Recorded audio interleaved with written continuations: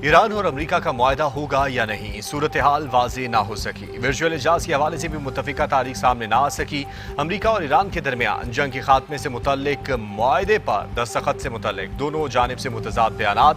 अमरीकी सदर का आज डील पर दस्तखत का दावा। ईरानी हुकाम का कहना है कि फ़िलहाल दस्तखत के लिए कोई तारीख फाइनल नहीं हुई।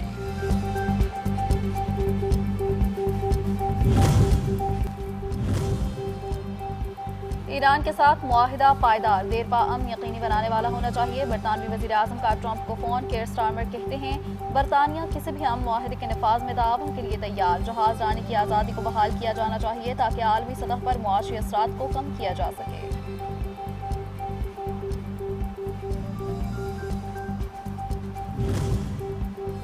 ईरान अमरीका मुआहदे से मुतालिक एक दो दिन में अच्छी खबर आएगी। मुआहदे की तकरीब में वज़ीर आज़म शहबाज शरीफ और फील्ड मार्शल सैयद आसिम मुनीर पाकिस्तान की नुमाइंदगी करेंगे। वज़ीर दाखिला मोहसिन नकवी कहते हैं अमरीका ईरान जंग का मसला जल्द हल होगा और सुलह होगी।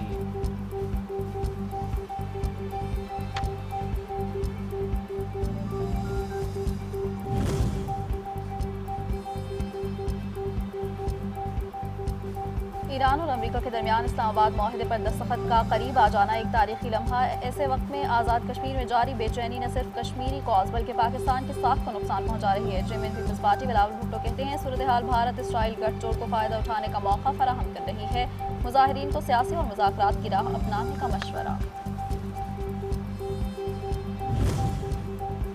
नायब वज़ीर आज़म और वज़ीर ख़ारजा सेनेटर मोहम्मद इसहाक़ डार का तुर्क वज़ीर ख़ारजा से टेलीफोनिक रबता, ख़ित्ते की सूरत हाल और अमरीका और ईरान के दरमियान पेशरफ्त पर तबादला ख्याल, इलाकाई सूरत हाल पर करीबी रबता रखने पर इत्तेफ़ाक़। इसहाक़ डार और मिस्री वज़ीर ख़ारजा के दरमियान टेलीफोनिक बातचीत, अमरीका और ईरान के दरमियान जारी राबतों के मुस्बत और जल्द नतीजे की उम्मीद का इजहार।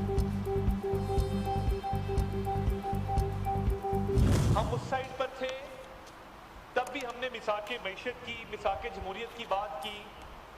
आज हम इस साइड पर हैं तब भी मिसाके जमहूरियत और मिसाके मैशत की बात कर रहे हैं।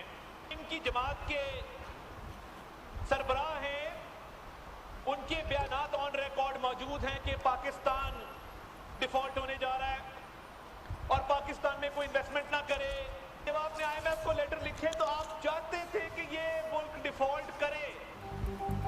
हुकूमत की एक बार फिर अपोजिशन को मिल बैठने और बातचीत की दावत। वज़ीर इत्तलात अतातारन ने कौमी असम्बली के फ्लोर पर अपोजिशन को बातचीत की पेशकश करते हुए कहा एहतजाज अपोजिशन का हक है। बानी PTI के बयानात ऑन रिकॉर्ड हैं।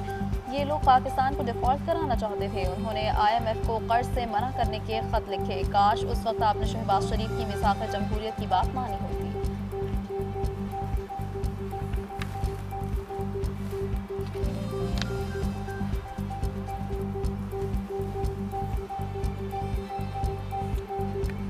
और हमने वो जमहूरियत देखी है कि जब इनके पास हम प्रोडक्शन ऑर्डर के लिए मिन्नतें करने जाया करते थे, प्रोडक्शन ऑर्डर जारी नहीं होता था। 9 महीने तक सुप्रीम कोर्ट के फैसलों को ठुटे मारे गए, अमल नहीं किया गया। ये फस्तायत की बात करते हैं। हमने जेलें देखी, जिस तरह झूठे मुकदमों में इन्होंने ऑपोजिशन को दीवारों के साथ चुना।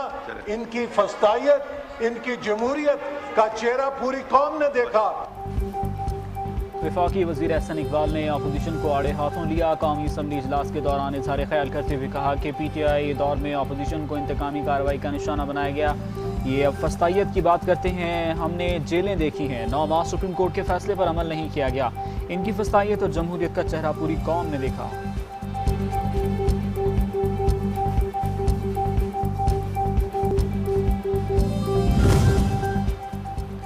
कौमी असम्बली में वफाकी बजट पर गर्मा गर्म बहस। हुकूमती इत्तेहादी पीपल्स पार्टी भी अपोजिशन की हमजुबान, बजट को अवाम दुश्मन करार दे दिया। पीपल्स पार्टी रहनुमा शर्मिला फारूकी ने कहा हुकूमत ने बजट में नौजवानों की कीमत समोसे से भी सस्ती लगा दी है। PTI रहनुमा असद कैसर बोले ये बजट हुकूमत का नहीं IMF का बजट है, नौजवानों को मजीद बेरोजगारी की तरफ ले जाएगा। गुर्बत में इजाफा हुकूमती मुआशी पॉलिसीज की नाकामी का सबूत है।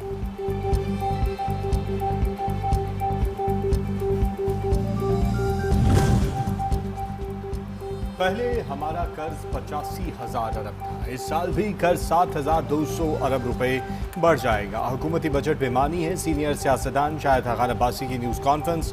कहा, हुकूमत इजाफी कर्ज और टैक्स बढ़ाकर अखराजात पूरे करती है। सबसे पहले कानून की हुक्मरानी जरूरी है। 3,000 अरब दिफा, 8,000 अरब सूद पर खर्च कर रही है।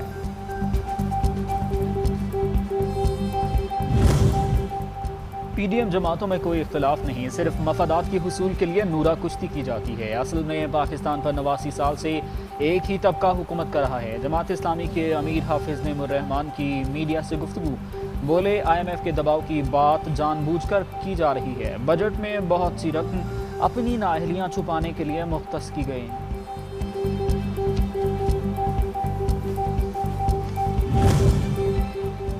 कौम खाई में गिर रही है, आप खामोश हैं, ये नहीं चलेगा। MQM रहनुमा मुस्तफ़ा कमाल की न्यूज़ कॉन्फ्रेंस। कहा, ये रवैया अब रुक जाना चाहिए जिसके पास चढ़ चुके होते।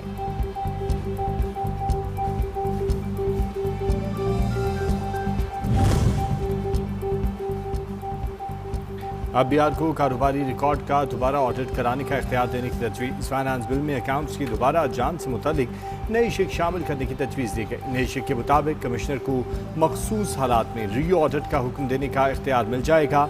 हिसाबात में बेज़ाब्ती के शुबे पर दोबारा ऑडिट कराया जा सकेगा। इससे पेचीदा और बड़े मालियाती रिकॉर्ड की दोबारा जाँच मुमकिन हो सकेगी।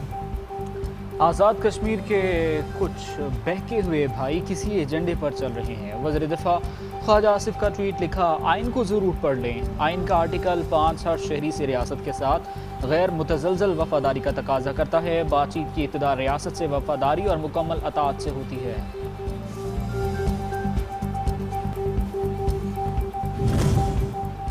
कालादम इंतशारी कमेटी के मुसल्लह जत्थों की पुलिस की इसराइल के ईरान अमेरिका अमन मुआहदा सबूताज करने की कोशिश। बैरूत पर मिसाइल हमले कर दिए। इसराइली मिसाइल हमलों में 2 अफराद शहीद, 4 जख्मी हो गए। ईरानी पार्लियामेंट के स्पीकर बाकर कालिबाफ ने बैरूत पर इसराइली हमले पर रद्दअमल में कहा कि जाहिर होता है कि अमेरिका या तो अपनी जिम्मेदारियों को पूरा करने का अज़्म नहीं रखता या फिर इसकी सलाहियत नहीं रखता। ईरानी पासदार इनकलाब का कहना है कि बैरूत पर इसराइली फौज के हमले का जवाब जरूर दिया जाएगा।